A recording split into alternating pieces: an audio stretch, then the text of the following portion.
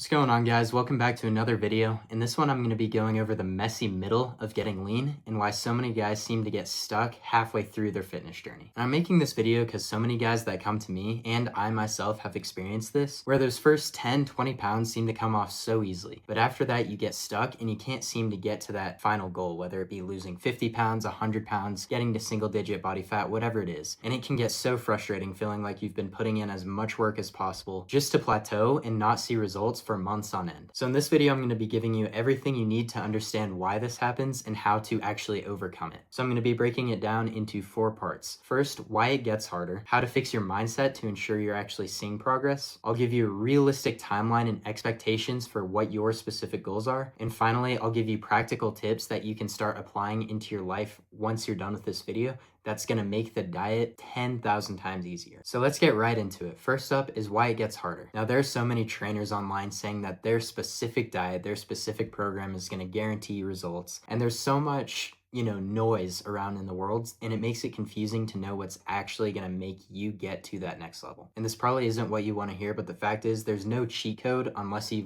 take steroids. It all comes down to calories in and calories out. The only way you're going to continue to lose weight is if you're eating less calories than you burn in a day. And so many guys get stuck here and they say that they wrecked their metabolism. Maybe they went into the cut too fast, and now the calories that they were eating that was working at the beginning doesn't work, and they feel like it's because of their metabolism. And that's the first myth, is that is not true at all. Now, the reason why your weight starts going down and then seems to plateau once you get to a certain level is simply because you weigh less and your body is smaller. And think about it, someone who's my weight, which right now I'm only 155 pounds, I'm going to burn significantly less calories in a day than if I was 255 pounds. And so your metabolism isn't wrecked, it's just a fact that your basometabolic rate has gone down, which means the calories you're burning in a day has gone down. And you may be bouncing from diet to diet, trying all these different hacks that people are promising you online to get the results, but I promise you all you actually need to do is lower your calories to ensure you're in a deficit. And the simplest way that guys can do this is simply ask ChatGPT, help me calculate my total daily energy expenditure, my basometabolic rate, and my target calories for whatever your goal is. It's that simple, and you can pick any diet that lines up with that. And we'll get into more of those practical tips a little bit later. Now, the next reason that it gets harder and harder the farther you go is that results come slower than you originally think they will. I know when I started my last cut, I was already relatively lean. I was like 175 pounds. Now I'm 155. I don't even look how I thought I would after losing 10 pounds. So I've lost 20 pounds, and I'm not even to the point where I thought I would be at when I lost 10, if that makes sense. The point I'm making is you have to lose more weight than you think you do to look the way you want to look, and that can get discouraging. And I can guarantee you, if you're going into this fitness journey looking for a quick fix or a one-size-fits-all answer, you will never be able to stay consistent because it's going to get discouraging, take longer, and you're simply not mentally prepared for that. So that's what I want to get into next, is the mental side of it and what you can do to make it so much easier mentally and make yourself be able to stay consistent no matter what happens around you. So the first step in this process is you have to completely build a new identity inside you. And no, this isn't any of that cheesy stuff you see online about building this other character that you have to live up to or anything like that. It's simply identifying with a new version of yourself. Because the fact is, the version of you who is 160 pounds lean or 200 lean, whatever your goal is already inside you now. But the reason you're not there is simply because you haven't aligned your past life with that version of yourself. And so you have to begin identifying as that future self. Act as if you are already 160 pounds lean every day. And what does that version of you do? He treats food as fuel and not as pleasure. He doesn't make exceptions to his meal plan or binge simply because everyone around him is. Because he has his eyes on his goal. He was able to get to that point, and that took discipline, and now he lives that out in every aspect of his life. So this takes practice. It doesn't happen all at once, but when you tell yourself, no, I no longer fall to those habits. I'm a new man. I don't fall to gluttony. I don't fall to those cravings. Food is fuel for me and not pleasure. It becomes so much easier. And another tip that goes hand in hand with this is understanding that your thoughts are not your thoughts. Right now, you've trained yourself to act on every impulse you have. It's the reason why you fall into sins of every kind, why you can't seem to get over those vices, and why you can't seem to stick to your meal plan. It's because every time you have that thought or impulse to go off of your meal plan to skip the gym or whatever, you act on it. But you have to understand that you do not have to act on those thoughts. They're simply passing through your mind, and whenever you're able to grab that thought and understand that it's there and you don't have to act on it, it becomes so much easier. It helps you resist the cravings because the cravings come up and you realize, no, this is trying to pull me away from my goals. If you've ever read Stephen Pressfield's book, The War of Art, he talks about resistance. You understand that this is resistance trying to drag you away from your goals and that you don't have to entertain those thoughts. Doing the exact opposite is ultimately what's going to build you, so you have to think that way instead. Now, stacked on top of this, and this is honestly probably the most important part of this entire video, is you have to have a bigger purpose than just yourself to stay consistent with your goals. So personally, the way that I'm able to get to that next level is by understanding that the Bible says that whatever we do, we are to work at it with all our might. The Bible also says that our bodies are temples of the Holy Spirit, and so whether we eat, drink, or whatever we do, it should all be done for the glory of God. And that's what fuels me every day to stay consistent, understanding that my body is a temple, that everything I do, I should work at with all of my might to honor God.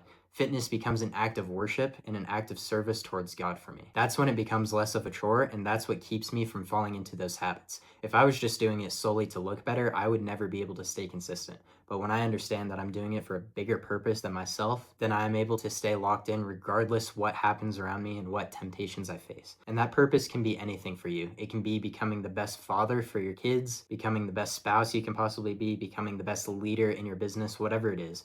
But the point is, you have to have a bigger purpose than yourself. You have to understand that fitness is going to benefit you in all these other areas of your life. So it's not simply just to look or feel good. It's to perform at the best of your ability to help those around you and ultimately to honor God. All right, real quick, I'm just going to give you a realistic timeline and expectations depending on what your goals are. Now, assuming that you've already been able to lose a certain amount of weight and you're still looking to lose weight while putting on muscle, you should not be losing any more than 1 pound per week. Once you lose that initial big chunk of weight, you've gotten down to kind of your baseline or a new starting point, where from then on, you should only be losing a pound a week. Otherwise, your body is going to go into this conservation mode. It's not going to allow you to build muscle because you're simply not fueling yourself well enough. Now, the one exception to this is stuff that some of my clients have done and I have done with optimizing mitochondria and hormones so that you're able to perform at the best of your ability regardless of how big of a deficit you're in, but that's another video. In general, a good rule of thumb is 1 pound a day max, and you'll still be able to put on strength and muscle mass in the process. Now, if your goal is just to get lean as fast as possible, and once you get down to that goal, then you can start building up weight,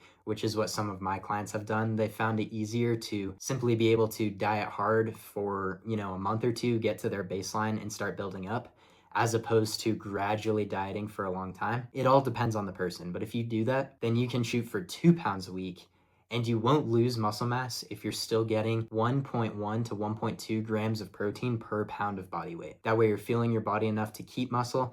Now, there's a good chance you won't gain muscle in the process unless you've optimized every other aspect of your health. It still is possible. I've done it myself. My clients have. But a good rule of thumb is you can do 2 pounds a week. It'll take twice as long, but you won't gain muscle in the process. And finally, whatever your goal weight is, unless you have a really good idea of it, I'd typically double it. So for me personally, when I was at 175, I wanted to get 165 to look how I thought I'd look. I ended up having to get down to 155 before I got to that point. And I've found this with a lot of guys. They think they just need to lose 15 or 20 pounds to finally have a six-pack, but they lose that 15 or 20 and they don't look much different. The fact is, you have to double that. And that's why it's so important to have that identity and purpose to keep you going, because it's going to take longer than you think. It's going to be harder than you think. But if you stick it out, you will get there eventually. All right, so finally, I want to get into some practical tips. And if you're still watching this, then great, because this is the part you'll actually be able to apply in your life right after you watch this video. That is genuinely going to change your life for the better. So the first step is finding a diet that works for you. Now, there are all of these fad diets online that promise crazy results. The truth is, none of them are anything special. Now, the thing that keto, carnivore, paleo, all these diets have in common is that they're elimination diets. They're cutting out something. And the reason why people lose weight while they're on the diets is because they're cutting out something that they typically overeat on, so they're naturally getting less calories. So while I don't recommend any of these fad diets to my clients, they do incorporate principles from different diets that make it so much easier to stay consistent. For example, personally, I will intermittent fast every day. So I only eat from 12 p.m. to 6 p.m. And I found that that makes it so much easier for me to stick to my meal plan because I can eat more meals in less time. It's hard to overeat when I'm having 5 meals a day in the span of 6 hours. As opposed to spreading that out the whole day, there's plenty of time to snack in between. But the point I'm making here is you just have to find a diet that's going to work for you no matter what. And this is what I work one-on-one with my clients to figure out. I cannot stand when people are promising this one system that they use online that works for everyone, because the fact is it doesn't work that way. Yes, their system may work scientifically, but it's going to make you feel miserable. I work one-on-one with my clients to figure out what's going to work for them long into the future, around their typical habits, their daily routines, that makes it easy for them to stay consistent no matter what happens around them. All right, the next tip is going to be taking diet breaks. Now, if you've watched my other videos, you know that everything I do is evidence-based and science-based, and studies have shown that people who take diet breaks are, I forget the exact number, but a large percentage more likely to stick to their diet for longer. So what this looks like is for 1 or 2 weeks, every once in a while during your diet, you eat at your maintenance calories. So this means for that week, you're not going to be losing any weight, but it's going to allow you to eat more food and kind of, replenish your body, make you feel good, so that you're able to stay consistent on the diet. If you're in this constant, starvation mode or whatever you want to call it, it's going to be so hard to stay consistent simply because you constantly have those cravings, you're constantly hungry, whatever it is. So incorporating the diet breaks are great. On top of that, I also incorporate refeeds for myself, where during the week, I'm typically in an 800 to 900 calorie deficit whenever I'm cutting. And then on the weekend, I'm either eating at my maintenance or just in a slight 1 to 200 calorie deficit. Now, this will replenish my glycogen stores because I'm eating more carbs in that process to get more energy for the next week of working out. But on top of that, it makes me, be able to indulge, go off my plan, maybe have fast food, whatever it is. And it just makes me look forward to it during the week so that I have something to work towards as opposed to just constantly starving myself. All right, the next tip is going to be the more science-based reason why you plateau and how to actually get over those plateaus. So like I mentioned at the beginning of the video, the reason you plateau is because your BMR lowers, so you naturally burn less calories throughout the day. Your metabolism isn't wrecked, it's just down-regulated to conserve energy and because you have to burn less calories because you are smaller. Now, if you keep lowering and lowering your calories to keep up with that, eventually you're gonna get to a point where you feel like you're not eating anything, and that's what I avoid. So with my clients at the beginning, I'm keeping them on the exact same routine that they normally do. Obviously, I'm modifying their training program so that it works better for them, but everything else is the same. There's steps, their cardio, everything like that. We just lower the food. And they'll typically lose like 8 pounds their first month that way. Then when they begin to plateau, instead of removing more food, I'll add in their steps. So whatever their current step count is, I'll add 50% on top of that. So if they normally get 8,000 steps a day, then we'll bump that up to 12,000. That's super easy, super doable, and that's gonna burn 1 to 200 extra calories per day. And if you add that up every day, that's gonna help you really lose that extra stubborn fat that seems to have plateaued. On top of that, I'll begin to incorporate some different drinks that are gonna help them out. So if you've been watching my content, you know that I'm a huge fan of energy drinks, diet soda, carbonated soda. I got my coffee right here. All these things that are gonna make the diet 10 times easier. Now, the reason why is carbonation will actually fill up your stomach more and make you feel more satiated. Caffeine is a natural appetite suppressant, and then the sweet taste from these drinks will make you feel like you're indulging even without getting any extra calories, right? So super easy, super simple. You can have gum too that's gonna sort of satisfy your appetite while you're chewing on it. Simple stuff like that that's not directly affecting your calories burned or calories consumed, but makes it feel so much easier. Now, once we get to that point where we've added in more steps, cut calories, but we still seem to plateau, that's when I'll give them the more advanced meal plan. So I never actually give my clients a meal plan to follow every day. I simply teach them how to manipulate their macros to fit their certain situation. And when they get to that point, I start focusing much more on the micronutrients than originally. And the reason why is if all you focus on is protein, fats, and carbs, your energy is going to tank and you're going to feel consistently hungry. So adding in more fiber is going to be the single biggest thing that you can do that's going to make you feel more satiated throughout the day. Now, I'll warn you, you don't want to start consuming a ton of fiber right away. If you naturally get like 10 to 15 grams a day, which I would say is the average person, I would add 4 to 5 grams every week and slowly compound until you get to a point where you're eating 30 to 50. I try to get 50 grams of fiber every day while I'm on an extreme cut. I've trained myself up to that over a long period of time, but getting in more fiber is going to make you feel satiated. It slows down your digestion, so it's basically a natural GLP-1. And on top of this, you want to pick overall foods that are more satiating. So for example, you could be sticking to your diet through eating chicken and rice, but the fact is rice per gram is fairly high calorie. And so it's super easy to overeat. And if you're having, 100, 150 grams of rice, that's like one handful. It's not very much at all. Whereas if you have something like potatoes or a lot of fruit, that's going to be much more satiating because it's less calories per gram. So you can have like 2 pounds of strawberries. I believe 2 pounds of strawberries is about 200 calories. I might be wrong with that, but I'm pretty sure that's what it is. And then like potatoes, you can eat 2-3 times as much as you're having of rice, and it's also one of the most satiating foods you can have. And then volume in your meals is going to be huge as well. So that's adding extra lettuce to your meals, extra vegetables like that, having pickles, just stuff that's low calorie that's going to make it more volume and make you feel like you're eating a bigger bowl while you're only having like 10 or 20 calories extra. And yeah, guys, so I hope this helped. The final tip that I'm going to give you is having accountability. The fact is, you can have all the knowledge you need to get to that weight, but it is so hard to do when you're simply winging it on your own. And so many of the clients that I take on have already known what they need to do to get to the next level, but they feel stuck. They can't hold themselves accountable to actually get there. And that is why it is so important to hire a coach. Now, I'm not saying hire me, but someone who's truly going to work with you one-on-one, fix your situation,